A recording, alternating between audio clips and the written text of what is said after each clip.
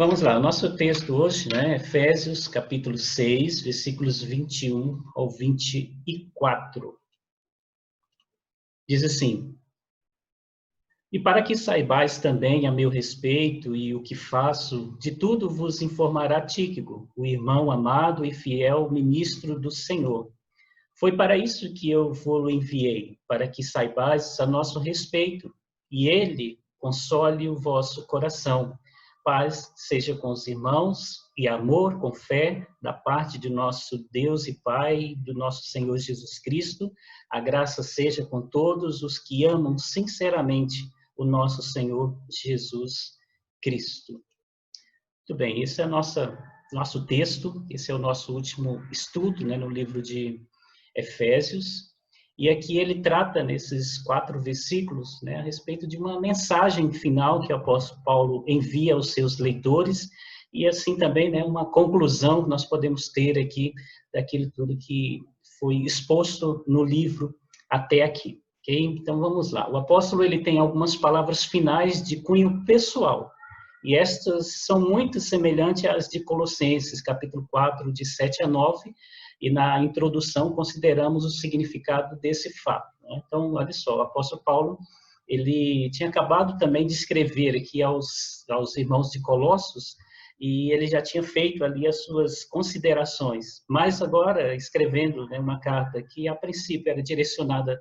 aos Éfesos, ele faz uma breve, né, repetição daquilo que foi a sua conclusão também, a sua despedida, a sua mensagem de despedida no livro de Colossos. Tá? Esses foram livros que foram escritos praticamente na mesma época, na mesma data ali, ao ponto de serem enviados, né, juntamente para cada um para a sua igreja, e assim a gente vai ver até algo um pouquinho, né, mais para frente aí, algumas questões. Tá? Deixa eu só ajudar os irmãos aqui. Eu gosto de ajudar os irmãos aqui para não... Tranquilo. Ok? Então, olha só. Aí o apóstolo, ele evitou referências pessoais, seja de si mesmo, seja a seus leitores, né?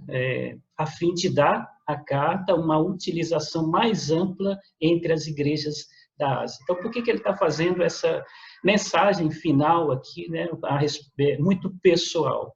Como vimos aqui, ele evitou falar durante, né, no meio da carta ali, algumas questões muito pessoal. Por quê? Porque ele queria que essa carta, que é enviada a princípio, né, aos Éfesos, ela não ficasse apenas ali direcionada como se fosse para aquela igreja, mas que ela tivesse uma utilização maior, que pessoas de outras igrejas, né, ou outras igrejas pudessem ler e absorver do seu conteúdo. Então, ela ficou sendo uma carta bastante impessoal. Né? Então, ele se colocou no meio dos irmãos assim muito à vontade, não especificando questões particulares dele, mas assim falando de uma forma um pouco mais geral dos assuntos. E agora no final ele faz uma pequena menção a respeito de si mesmo para aqueles irmãos. Afinal de contas, as cartas que ele gostaria que lesse, né, as igrejas, a carta, né, que fosse, né, então para as igrejas que ele gostaria que lesse, são igrejas que o conheciam.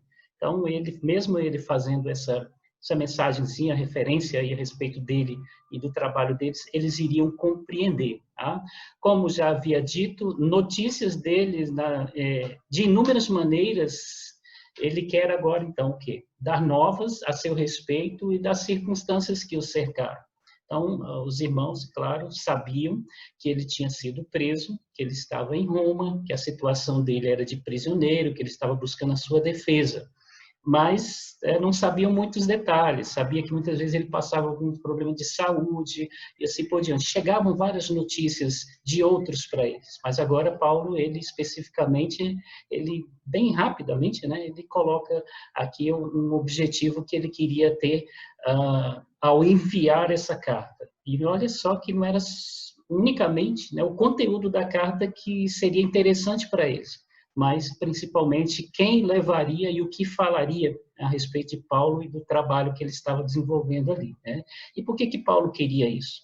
Devido à ansiedade que eles nutriam nele. Ou seja, os irmãos olhavam para Paulo e via ele como alguém de grande valor, e vendo a situação em que eles estavam, né, então eles ficavam ansiosos, o que será que vai acontecer com ele, né, como ele está? Então havia essa ansiedade. Paulo, então, ele manda, além de mandar essa carta, ele manda essas orientações, essas recomendações, né, e pessoalmente para chegar até ele, para que todos pudessem, então, saber como ele estava. Mas também devido à tentação de serem desencorajados devido à prisão. Paulo estava preso e alguém poderia dizer, poxa, vale a pena seguir, né, nessa religião, nessa religiosidade aqui, nesse caminho e se tornar pessoas como o apóstolo Paulo?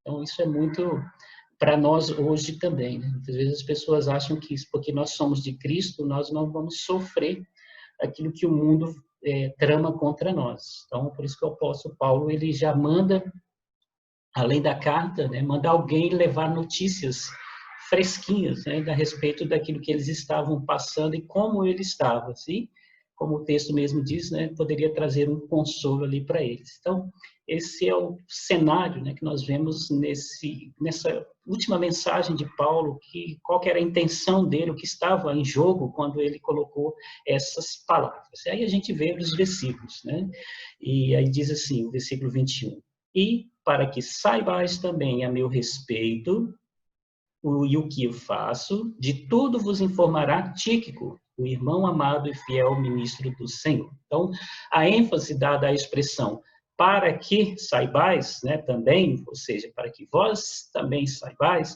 é devido a que, tendo o apóstolo ouvido as notícias, né, dos trabalhos deles, quis, de sua parte, dar-lhes a oportunidade de ouvirem a seu respeito. Paulo, ele coloca, principalmente em Colossenses, né, falando ali que sabia o que eles estavam passando, bem como os filipenses também. Todas as cartas ele recebia notícia deles. E, é claro, dos Efésios, né, também ele recebia notícia. Então, ele estava enviando a carta para que pudesse ajudá-los, mas também estava enviando alguém que pudesse dar informações a respeito dele. Então, para que saibais também a nosso respeito. Então, não só ele saber das pessoas, mas as pessoas saberem dele também. Então, havendo, entretanto, acabado de escrever a conclusão da epístola aos Colossenses, escreveu desse modo, imaginando que os leitores dessa carta não tinham conhecimento da que havia escrito aos Colossenses. Então, apesar dessa carta, né, como era a intenção dele ser uma carta que essa igreja lesse, depois passasse para outra, e para outra, e para outra, então, assim, na mente dele, ele fazer essa recomendação e essa mensagem no final, na dúvida, né, será se eles vão ler primeiro, né, ou se vão ler também já imediatamente a carta que foi mandada aos Colossenses. Então, deixa eu fazer aqui umas considerações finais, deixar uma palavra final aqui para eles também, praticamente repetindo aquilo que ele fez aos Colossenses. Então, ele coloca, né, com essa intenção também de ajudá-los ali para que eles não ficassem com alguma coisa no ar. Na própria carta que ele escreveu já tinha alguma coisa e eles ouviriam mais ainda. Então, olha só, Tíquico, né? Tíquico, que é uma pessoa muito importante nesse final aqui, né, do livro, porque ele é o portador de Colossenses e Filemão também, não só dessa carta aos Efésios. Então, a carta de Éfeso, a de Colossenses e a de Filemão, quem foi, né, o correio ali, né, foi justamente Tíquico. E ele teve uma função muito especial para Paulo, principalmente, né, no que diz respeito a ele ter segurança de que as cartas chegariam ao seu destinatário e que as pessoas iriam saber a respeito dele.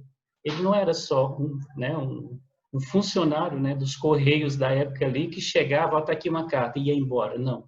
Ele entregava a carta, possivelmente, né, via com as pessoas lá que liam e depois conversavam com aqueles que receberam a respeito do remetente, que estava enviando para eles algo escrito, mas que também poderia dizer algo relacionado à vida pessoal dele. Tá bom? Então, primeiramente, ouvimos a respeito dele, de quem? De Tíquico, como um dos representantes da igreja asiática. Tá? Em Atos 20, versículo 4, a gente vê ali que se reuniram, Paulo se reuniu ali na região da Ásia, ali, com alguns líderes de igreja, e entre eles estavam quem? Tíquico, que estava representando uma igreja ali da Ásia, né? E onde eles estavam reunidos ali, depois que Paulo estava passando ali pela Macedônia e reuniu alguns irmãos. Então, se houve primeiramente de Tíquico, é por ali. Né? Parece que a partir dali, então, ele se tornou alguém muito útil no ministério do apóstolo Paulo, né? E principalmente agora nesse final, que estavam com ele e trabalhando bastante com ele. Tá? Foi para isso, versículo 22, né? Foi para isso que eu vou-lo enviei, para que saibais a nosso respeito e ele console o vosso coração. Paulo está especificando aqui porque que ele escolheu a Tíquico, né? Qual é o objetivo dele ter escolhido? Em 2 Timóteo 4,12, fala dele como realmente enviado de Roma a Éfeso, pelo que fica implícito ser ele um dos que fielmente serviam com Paulo até nos últimos e penosos dias. Ali naquele texto a gente vê Paulo ele até se lamentando um pouco, porque algumas pessoas tinham deixado eles, outros tinham viajado para outras missões, e agora Paulo, né, envia, ele mesmo aí, Tíquico, eu enviei ele lá para Éfeso, e estava se referindo justamente a essa viagem que ele fez para entregar essa carta. E algumas outras também referências nós temos de Tito também, né? Mas essas duas eu acho que são bem interessantes da gente observar, né? Para vermos ali a importância de Tito no ministério do apóstolo Paulo. Né? Pelo menos aqui a gente vê ele entregando algo, mas ele está entregando porque ele foi alguém muito especial, alguém de grande confiança na vida do apóstolo Paulo. Então, o propósito a essa altura de enviar alguém tão chegado como Tito era o quê? Primeiro, transmitir notícias corretas a respeito do apóstolo. A gente sabe que as notícias, né, que vão de boca em boca, ela chega em um determinado lugar alterada, e muitas vezes não é uma grande verdade. Como os irmãos conheciam Tíquico, e como Paulo também, né, tinha uma vivência muito grande com ele e o conhecia, sabia que ele iria transmitir uma palavra verdadeira a respeito de Paulo e da situação dele. Ele não ia mentir, mas iria dizer realmente a verdade. Então, esse foi um dos objetivos porque ele foi enviado. Também, através de outras exortações espirituais, pudessem consolar o coração dos leitores. Então, ele não era alguém assim que não tinha conhecimento, que não tinha capacidade de poder consolar os corações. Paulo viu nele alguém que era capaz não só de levar uma carta, né, e de dizer como ele estava, mas também de poder consolar aqueles corações que com certeza iriam ficar muito tristes, né, em saber da situação do apóstolo Paulo, como ele estava, não podendo sair, em prisões. Tinha que ter alguém com capacidade para poder consolar aqueles irmãos, não só deixando nas mãos dele uma carta que seria muito importante para a vida deles, mas também palavras que pudessem trazer esse consolo. Por isso a importância, por isso que Paulo quis enviar Tíquico, então, para cumprir essa tarefa, essa missão. Aí o versículo 23, ele diz, paz seja com os irmãos e amor com fé da parte de Deus, Pai e do Senhor Jesus Cristo. Ele entrando aqui mais agora já no final, depois dele transmitir aquela mensagenzinha ali, né, de que ele estaria enviando alguém para falar em nome dele, fazer tantas outras coisas, agora ele faz uma despedida, uma conclusão e uma despedida, como eles naturalmente, né, ele faz nas suas cartas. Nas cartas deles nós vemos uma introdução e vemos também ali uma despedida no momento da sua conclusão ali. Então, segue-se uma saudação que, semelhante àquela do primeiro, né, do princípio da epístola, no capítulo 1, versículo 2, é uma verdadeira oração. Quando nós estudamos a introdução ali do livro, nós vimos que era característico de Paulo ele fazer esse tipo de saudação aos irmãos. Né? Então, ele faz uma saudação no final e depois ele faz uma saudação, aliás, a saudação no começo, né? Ele faz uma saudação no começo da epístola e no final ele faz uma saudação semelhante, né? Praticamente semelhante àquela que ele faz no começo. Claro que ele vai mudando algumas palavras que ele quer enfatizar na vida daqueles irmãos. Então, Paulo, ele apanha as três grandes qualidades aqui da vida cristã. As 3 bênçãos que tanto mencionou na epístola, e ora para que seus leitores possam possuí-las. Quais são elas? Primeiro, a paz, né? Então, por isso que o texto ele diz para nós: paz seja com os irmãos, paz seja com os irmãos. Paz, que é o bem mais excelente do homem. Então, Cristo veio para nos dar paz. O homem sem Deus é um homem que está em busca de paz. Então, se nós temos paz, porque nós temos Deus na nossa vida, e obviamente, se nós temos Deus, nós temos paz e devemos desfrutar dessa paz.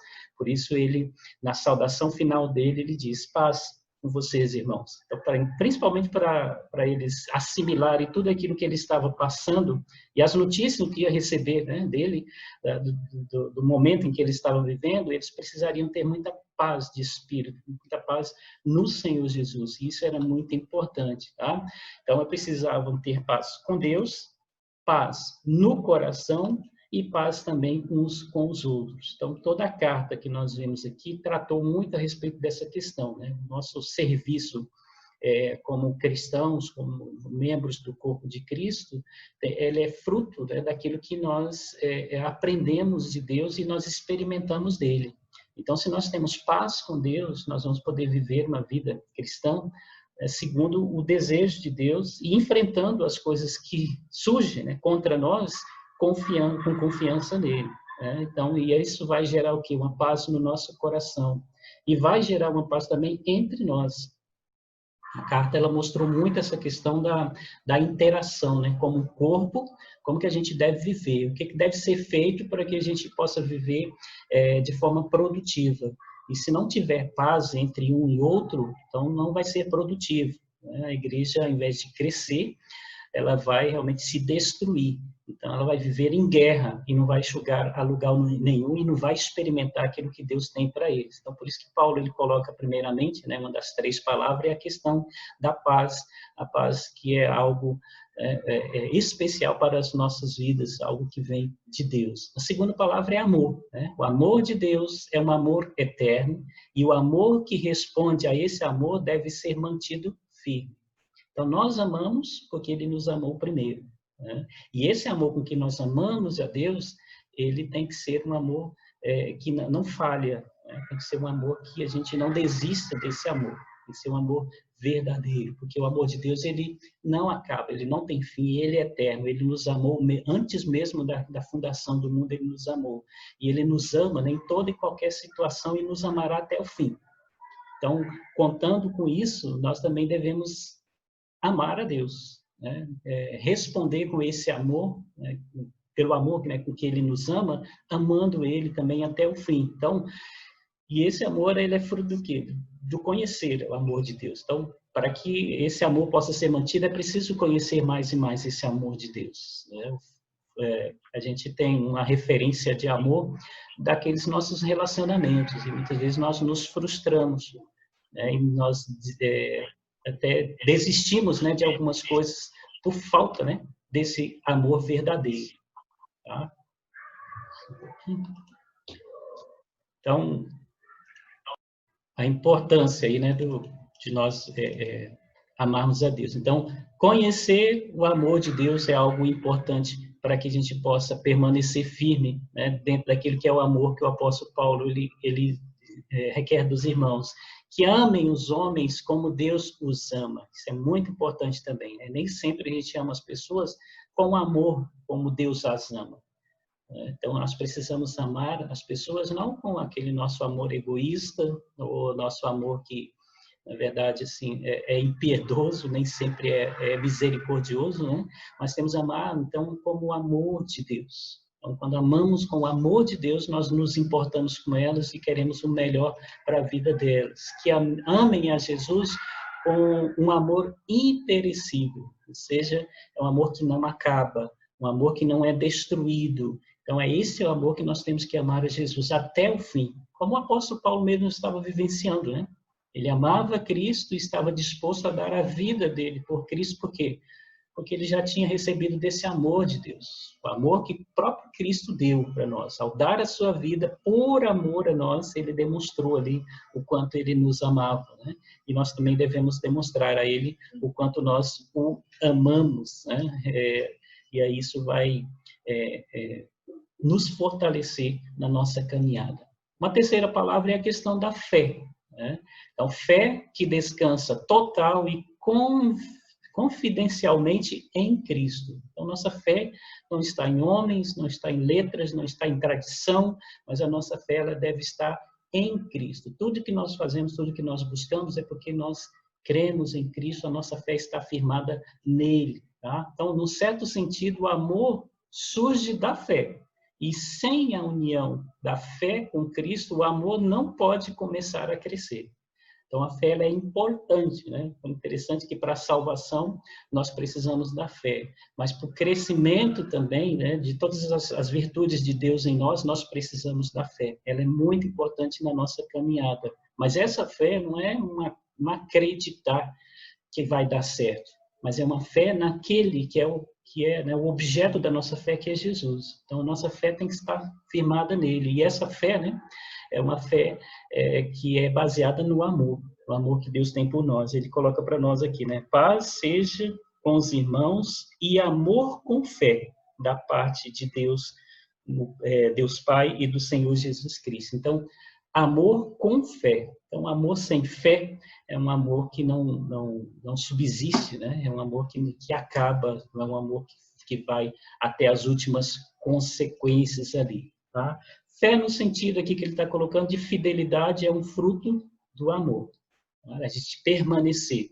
Fé no sentido de acreditar é uma coisa, a fé no sentido de permanecer, né? Ela é fruto do amor. Só permanece de fato assim quem ama e só tem fé, né, naquilo que está à sua vista, né, à sua frente, aquele que ama, né, que vai permanecer fiel a ela, só aquele que ama e que sabe que é aquilo que ele quer para a sua vida. Então, por isso que o apóstolo Paulo ele coloca essas três coisas quando ele está fazendo a despedida desses irmãos, né? Que a paz estivesse com eles, que o amor estivesse com ele e que a fé também. Então, essas são as três palavras poderosas que ele vem falando, né, no decorrer de toda a carta que ele escreve, desde o começo ele vem falando muito sobre isso, né? A paz que os homens procuram está em Cristo, o amor com que Deus nos amou é que faz com que a gente experimente essa paz, e é pela fé que a gente vai conseguir permanecer firme, né, e conseguir todas essas coisas para as nossas vidas, tá? E aí é interessante o versículo 24 que ele coloca: a graça seja com todos os que amam sinceramente o nosso Senhor Jesus Cristo. Então, além daqueles três ingredientes que é importante para nós, ele coloca uma questão muito importante aqui, que é a questão da graça, né? A graça seja com todos. Então, agora, a oração final é por graça. A graça com que a carta principiou e que foi o tema de toda ela. Tá? Então, por que a igreja ela vai ser uma igreja vitoriosa e ela vai desenvolver aquilo para o qual Deus a criou? Porque Deus a criou com graça, com misericórdia, e Ele vai agraciando-nos à medida que a gente vai caminhando e que vai se amoldando ao padrão dele. Então, a graça vai sendo derramada nas nossas vidas diariamente, que a todo instante, quando nós passamos a vivenciar ou buscar, né, ser como Deus deseja. Talvez devamos, né, ver a influência da forma litúrgica em uma oração final, já existindo mesmo nessa época do culto cristão. É isso que acontece com a nossa liturgia, né? Nós abrimos o nosso culto, fazendo uma saudação e orando, né, pedindo ali a bênção de Deus sobre as nossas vidas, de iluminação, mas quando nós também encerramos, né, os nossos cultos, os nossos estudos, nós também fazemos ali uma oração, fechando tudo, né, e pedindo principalmente a aplicação de tudo aquilo que foi dito, que foi ensinado, que foi aprendido nas nossas vidas, de forma que a gente possa sair dali transformado. Então, esse nosso costume, né, litúrgico, ele já vem lá desde a igreja primitiva, né? A gente só vem copiando, a gente só vem seguindo, né, o mesmo exemplo que foi feito lá atrás. Tá? Porque, afinal de contas, tudo aquilo que a gente faz, que a gente ministra, tem como objetivo, né, derramar graça. A gente receber graça, quem ministra, né, o máximo possível de oferecer essa graça de Deus, e nada melhor do que fechar esse momento justamente com uma oração de graça, de gratidão, mas invocando, né, a graça de Deus sobre as vidas de todos aqueles que receberam e que estão dispostos, né, a viver a vida segundo o ensinamento que aprenderam. Tá? Então, a expressão "os que amam" é uma lembrança de que somente onde há um amor correspondente, o amor e a graça de Deus podem continuar a ser recebidos em sua medida plena e maravilhosa. Então, Deus oferece a sua graça, mas só recebe a graça aqueles que estão conectados com Ele. Né? Se Ele nos oferece a sua graça, mas nós não estamos com amor suficiente ali para poder receber essa graça, através do relacionamento que nós temos com Ele, infelizmente a graça não vai ser superabundada na nossa vida.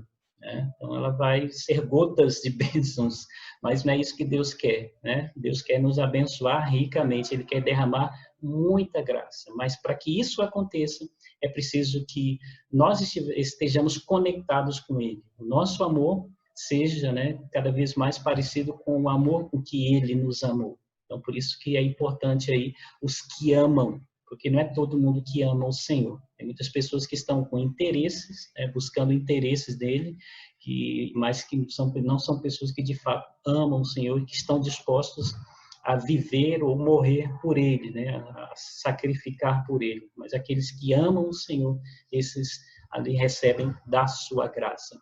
E aí ele coloca, né, sinceramente, aí. Então, a graça seja com todos os que amam sinceramente o nosso Senhor Jesus Cristo. Então, como eu disse, tem pessoas que não amam, e tem outros, na verdade, que não amam, né, sinceramente. Tá? Sinceramente é empregado para lembrar que o que é espiritual e eterno no amor derramado por Deus deve ser mantido longe de todo tipo de corrupção e decadência. Por isso que ele coloca ali a respeito das transformações que precisavam existir na vida daqueles irmãos, tanto judeus quanto gentios, que foram unidos pela graça de Deus. Né? Eles precisavam de mudanças. Gentios e judeus precisavam de mudanças. E essas mudanças eram em virtude da espiritualidade que estavam sendo derramadas sobre as suas vidas. E aí, né, essa espiritualidade iria fazer, né, com que ele experimentasse esse grande amor, a graça de Deus, a fé que só vem de Deus. E, por isso, eles deveriam preservar tudo isso. Né? E, infelizmente, não só hoje, mas naquela época também, existiam pessoas que eram falsos crentes e que não tinham um amor sincero para com Deus.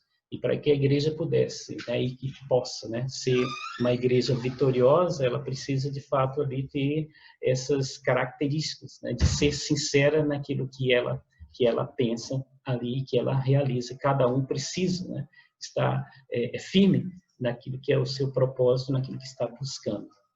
Eu queria concluir aqui, né, a conclusão do nosso livro, aqui, desse trecho que nós vimos aqui, diz assim: a carta aos Efésios é uma carta circular, e aquele que a levou de igreja a igreja foi Tíquico. Tá bom? Então, vê a importância de Tíquico.